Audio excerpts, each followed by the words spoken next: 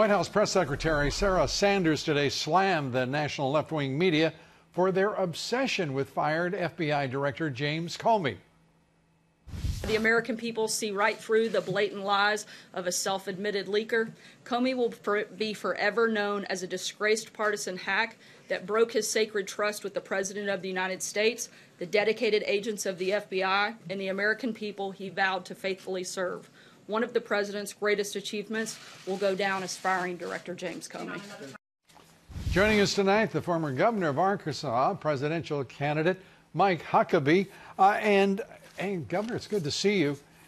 The president chose today to pardon Scooter Libby. Was there big symbolism in that? I think it was just an act of courage on the part of the president. Maybe there was a message there. I don't know. But I'm so glad he did it. I wish George Bush had done it 9 years ago. That's what should have happened, but it didn't.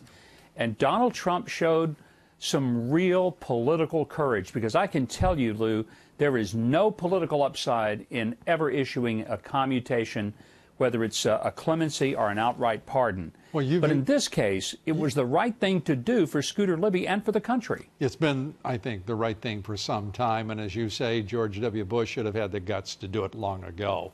But there are a lot of wouldas and couldas when we talk about the Bush administration.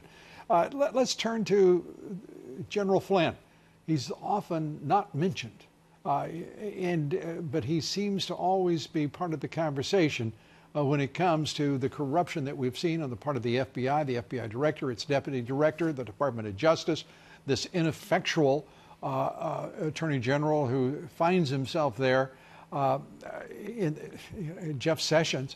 I mean, at some point, what are we going to see this president do about Flynn? What should the judicial branch itself be doing about all of the abuse of FISA surveillance, the unmasking, and going after General Flynn? Well, if there's not justice that's administered to the people inside the Justice Department and FBI who lied, who leaked, who stole government product, which was the work product that they had done, and gave it out to reporters, which was illegal, if something doesn't happen to them, then I hope this president says, if there's not going to be justice for the people who are to enforce the law, then we're not going to hold the people who are just living under it to a different and more harsh standard.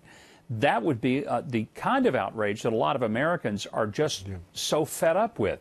An inside game. Let's not kid ourselves, Lou. There is an attempt to carry out what amounts to a bloodless coup d'etat on this president. They hate him that much.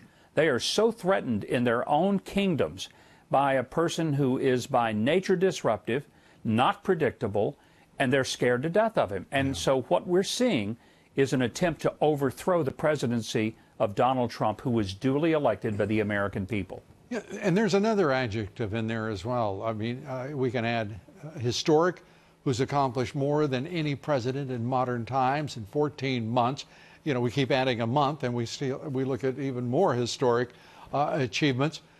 And for there not to be that recognition of what this president is doing tells you just how the depth of the mendaciousness and the banality of the left in the Democratic Party and the rhinos in the Republican Party.